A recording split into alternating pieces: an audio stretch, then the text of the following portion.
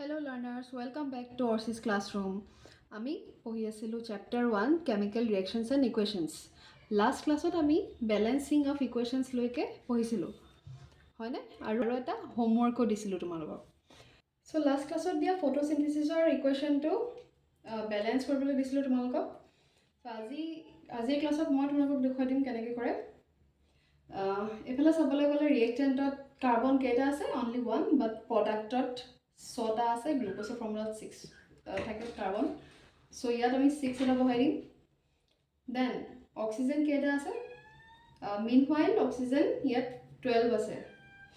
কিন্তু এইফালে বস্তুটো চেঞ্জ হৈ যাব, চাবা কেলে, কাৰণ হাইড্ৰজেন আছে দুটা আৰু এইফালে হাইড্ৰজেন আছে 12টা. তো ইয়াত হাইড্ৰজেনৰ নাম্বাৰটো ইকুৱেল কৰিবৰ কাৰণে আমি কি কৰিম, ইয়াতে 6 পুট কৰি দিম আৰু দিয়াৰ লগে লগে অক্সিজেনো কি হৈ গ'ল, চেঞ্জ হৈ গ'ল. ইয়াত 6 অক্সিজেন হৈ গ'ল.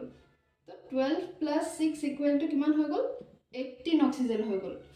তো ইয়াত অলৰেডি 6 অক্সিজেন আছে, বাট আমাক আৰু 18টা লাগে, সেইকাৰণে এইফালে 6 পুট কৰি দিম আৰু 6 পুট কৰি দিয়াৰ লগে লগে কি হ'ল, ইয়াত 6 প্লাছ এগেইন 12 হৈ গ'ল, 18 হৈ গ'ল, আমাৰ এতিয়া বেলেঞ্চ হৈ থাকিলে. So আজি আমি start কৰিম types of chemical reactions or pra. So there are 5 types of chemical reactions. The first one is combination reaction, tarpasot decomposition reaction, displacement reaction, double displacement reaction, and at last oxidation and reduction. So first of all ami combination reaction to details ot pohu aha. Chemical reaction ot ki hoy, make ba break hobo bondsor hoy na, যোনখিনি atoms থাকে তাৰ মাজৰ বণ্ডখিনি কেতিয়াবা ভাঙি যাব পাৰে বা কেতিয়াবা ফৰ্ম হ'ব পাৰে. সো কম্বিনেশ্যন ৰিয়েকশ্যনত কি হয়, দুটা বা তাতকৈ বেছি ৰিয়েক্টেণ্ট কম্বাইন হৈ পেলাই এটা নতুন প্ৰডাক্ট ফৰ্ম হয়, এটা ছিংগল প্ৰডাক্ট ফৰ্ম হয়, আৰু তাকেই কম্বিনেশ্যন ৰিয়েকশ্যন বুলি কয়. Two or more reactant combine to produce a single product. Combination ৰিয়েকশ্যনৰ যদি আমি এক্সাম্পল চাওঁ, calcium oxide plus water, calcium oxide plus water, it will give calcium hydroxide. Calcium oxide to ki boli koy, quicklime boli koy, it is also known as quicklime, and calcium hydroxide, it is also known as slaked lime. So these two combines and produces this single product which is calcium hydroxide. Etia a calcium hydroxide to kihat use hoy pone, it is used for whitewashing of walls. A calcium hydroxide, it will react with carbon dioxide and it forms calcium carbonate and water. Thin layer is formed, okay? Thin layer of this calcium carbonate gives a shiny finish to the walls. The next example is burning of coal.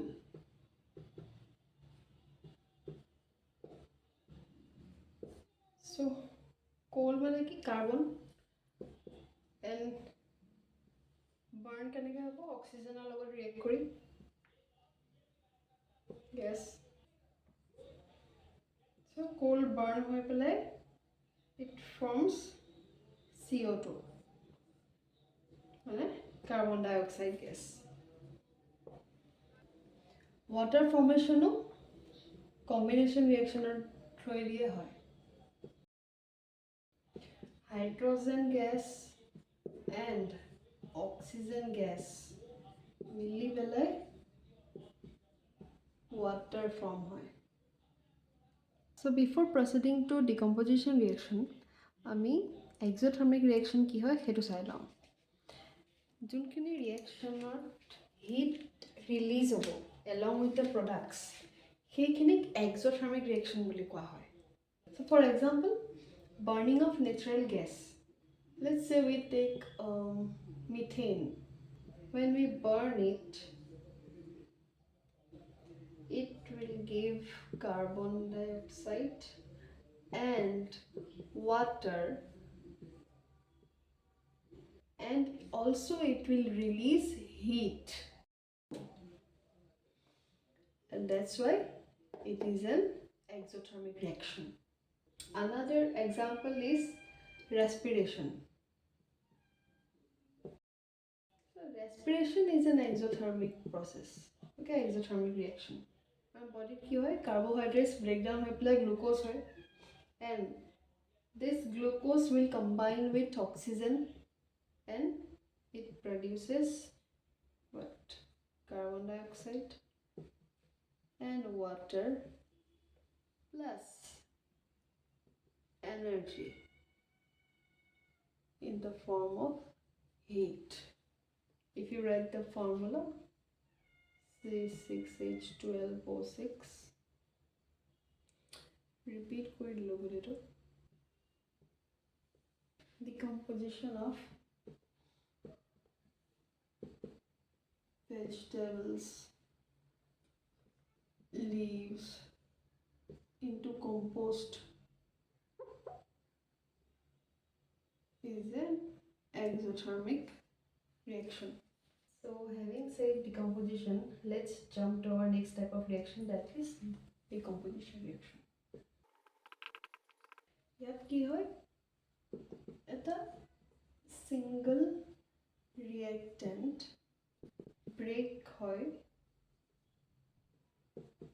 to give simpler products. এটা reactant breakdown হৈ পেলাই simple products যেতিয়া produce কৰিব, সেইটোকে আমি decomposition reaction বুলি কওঁ. So let's take an example of decomposition reaction. When we burn 2 gram ferrous sulfate crystals, which is green in color, it will lose water. Water lose কৰি পেলাই color change কৰি দিয়ে to brown. So let's write the reaction. FeSO4 dot 7H2O, because it is hydrous. Ferrous sulfate was hydrous. যেতিয়া ferrous sulfateক আমি heat কৰিম, তেতিয়া পাম আমি Fe2O3, that is ferric oxide, and sulfur dioxide and sulfur trioxide. This ferric oxide is brown in color.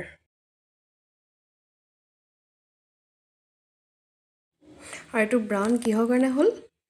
Because hit কৰাৰ পিছত এই ferrous ছালফেটটোৱে ইয়াত থকা ৱাটাৰ মলিকিউলটো লুজ কৰি দিলে. When we heat limestone or calcium carbonate, it gives quicklime and carbon dioxide. And quicklime is used in manufacturing of cement. আচ্ছা, ইয়াৰ আগৰ যোনকেইটা আমি ডিকম্পজিশ্যন ৰিয়েকশ্যন কৰিলোঁ, সেইকেইটা আমি হিট কৰি পেলাই কৰিছিলোঁ, হয়নে? So' those decomposition reaction which are carried out by heating, সেই তেনেকুৱাবিলাকক আমি থাৰ্মেল ডিকম্পজিশ্যন বুলি কওঁ. And the next example is when we heat lead nitrate. Let's write the reaction. So lead nitrate on heating gives lead oxide and nitrogen dioxide plus oxygen. Now let's study electrolysis of water. তো আগতেও আমি ইলেক্ট্ৰলাইচিছ পঢ়িছোঁ, হয়নে? আগৰ previous ক্লাছবিলাকত পঢ়োঁতে তোমালোকে চাগে পাইছা যে ইলেক্ট্ৰলাইচিছৰ সময়ত ইলেক্ট্ৰডছৰ ওচৰত কিছুমান বাবলছ জেনেৰেট হয়. Some bubbles are generated near the electrodes. এতিয়া আমি কি কৰিব লাগিব, এই যে বাবলছ কেইটা জেনেৰেট হৈছে, এই বাবলছখিনি অফ হুইচ গেছ, কি গেছৰ বাবলছ, আমি সেইটো ডিটাৰমাইন কৰিব লাগিব. তাৰ কাৰণে কি কৰিব লাগিব, বহুত ইজি, তোমালোকে যোনটো নৰ্মেল ইলেক্ট্ৰলাইচিছ কৰিছিলা, তাত ইলেক্ট্ৰড দুটাৰ ওপৰত ৱাটাৰ ফিল্ড টেষ্ট টিউব দুটা ইনভাৰ্ট কৰি পেলাই তাৰ ওপৰত আমি দি দিব লাগিব। এইটো এটা টেষ্ট টিউব, এইটো ইলেক্ট্ৰড, আৰু ইয়াতো তেনেকৈ এটা টেষ্ট টিউব দি ল'লোঁ। Sorry for the diagram. এইটো ইলেক্ট্ৰড, ঠিক আছে। এতিয়া কি হ'ব, এই বাবলছখিনি, ইয়াত যোনখিনি বাবলছ জেনেৰেট হ'ব, এই বাবলছখিনিয়ে ইয়াত টেষ্ট টিউবৰ ভিতৰত থকা ৱাটাৰখিনি ডিছপ্লেচ কৰি পেলাই গেছেৰে ৰিফিল কৰি দিব। What will happen? The bubbles will replace the water molecules. And once the test tubes are filled, তেতিয়া আমি ৰিমুভ কৰি দিম টেষ্ট টিউবছখিনি। অ'কে, টেষ্ট টিউবছখিনি যেতিয়া ফিল হৈ যাব, টি মানে টেষ্ট টিউবখিনি যেতিয়া ফিল হৈ যাব, we will remove it and bring one by one close to a burning candle. Okay, তাৰপিছত আমি কেণ্ডেল এডালৰ ওচৰলৈ এটা এটাকৈ টেষ্ট টিউবকেইটা লৈ আহিম। তাৰে তোমালোকে গম পাবা, ফৰ এক্সাম্পল এইটো টেষ্ট টিউব A, এইটো টেষ্ট টিউব B। এই টেষ্ট টিউবটো ইয়াৰ ওচৰলৈ যেতিয়া আনিলোঁ, তেতিয়া যেনিবা পপ চাউণ্ড এটা হ'ল, ই বাৰ্ণ হ'ল, and it gave a pop sound, মানে it burns with a pop sound। এইটো কি আছিলে A। যেতিয়া B টেষ্ট টিউবটো ওচৰলৈ আনিলে, যেতিয়া B টেষ্ট টিউবটো ওচৰলৈ আনিলে, তেতিয়া এই কেণ্ডেলডাল আৰু ব্ৰাইট হৈ গ'ল। Flame burned more brightly। Okay, তো যোনটো টেষ্ট টিউবৰ কেণ্ডেলডালত পপ চাউণ্ড কৰি এইটো বাৰ্ণ হৈ গৈছিলে, সেইটো কি হ'ব?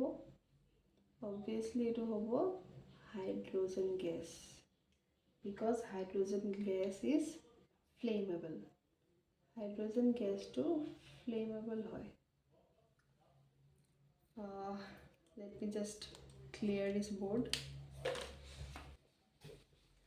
And oxygen gas supports combustion, যোনটোৰ কাৰণে candle burns more brightly। ইয়াৰ পিছত এটা reaction আছে of silver bromide and silver chloride in the presence of sunlight. It breaks down into silver and chloride and silver and bromide. যদি silver chloride হয়, in the sunlight it breaks down into silver and chloride. যদিহে silver bromide হয়, then into sunlight it will break down into silver and bromide। ঠিক আছে। So decomposition ৰিয়েকশ্যনত কি হৈছিলে, এটা সাবষ্টেন্স দুটা সিম্পলাৰ প্ৰডাক্টছলৈ কনভাৰ্ট হৈছিলে। মানে কেনেকৈ হৈছিলে, it took some kind of energy, it absorbed some kind of energy in the form of heat বা electricity নহ'লে sunlight। ৰিয়েক্টেন্টছবিলাকে হিট, ইলেক্ট্ৰিচিটি বা ছানলাইটৰ ফৰ্মত এনাৰ্জি এবজৰ্ব কৰি তাৰ পিছত দুটা বা তাতকৈ বেছি প্ৰডাক্টছ বনাইছিলে, হয়নে? এই যে এনাৰ্জি এবজৰ্ব কৰি ৰিয়েকশ্যন কৰা প্ৰচেছ, এইটো এনেকুৱা ধৰণৰ ৰিয়েকশ্যনছবিলাকক আমি কওঁ endothermic reactions. In these reactions, energy is absorbed.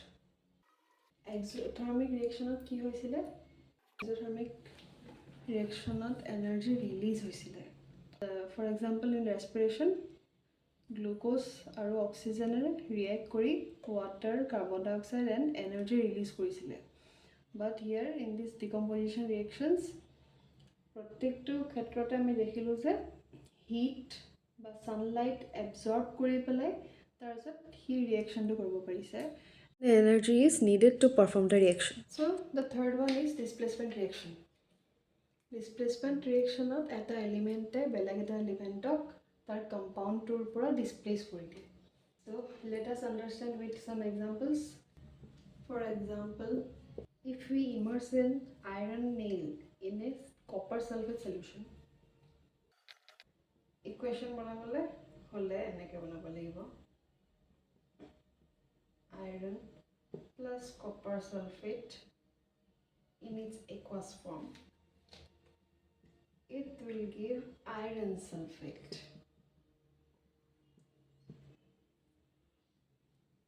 plus copper. Yet ki hol, yet junto strong element asile, that is iron, এই কপাৰক ডিছপ্লেচ কৰি দিলে, কৰি সি নিজে ইয়াত আহি গ'ল, আহি এইটো ফেৰাছ ছালফেট বনি গ'ল আৰু ইয়াক অঁতৰাই পেলাই অকলশৰীয়া কৰি দিলে। চ' ই অকলে কপাৰ বনি গ'ল, এইটো ইকুৱাছ ফৰ্মত আহিলে। এতিয়া কপাৰ ছালফেট থাকোঁতে ই ব্লু কালাৰ আছিলে, after the reaction it will became brown colour. So these two are another examples of displacement reaction. ইয়াতো same হৈছে, জিংকে কপাৰক ডিছপ্লেচ কৰি নিজে জিংক ছালফেট বনি গ'ল, কপাৰটো অকলশৰীয়া হৈ গ'ল। ইয়াত লিড প্লাছ কপাৰ ক্লৰাইডৰ ৰিয়েকশ্যনত লিডে কপাৰক ডিছপ্লেচ কৰি পেলাই লিড ক্লৰাইড বনিলে এণ্ড কপাৰক আঁতৰাই দিলে, ডিছপ্লেচ কৰি দিলে। এই দুইটা কেছতেই the zinc and lead are more powerful than copper, সেইকাৰণে more reactive বুলি ক'ব পাৰে। এই দুটা হৈছে more reactive, যোনটো কাৰণে ই কপাৰক ডিছপ্লেচ কৰিব পাৰিছে। The fourth reaction is this double displacement reaction. এই ৰিয়েকশ্যনটোত কি হ'ব, ৰিয়েক্টেন্সৰ মাজত আয়নছৰ এক্সচেঞ্জ হ'ব।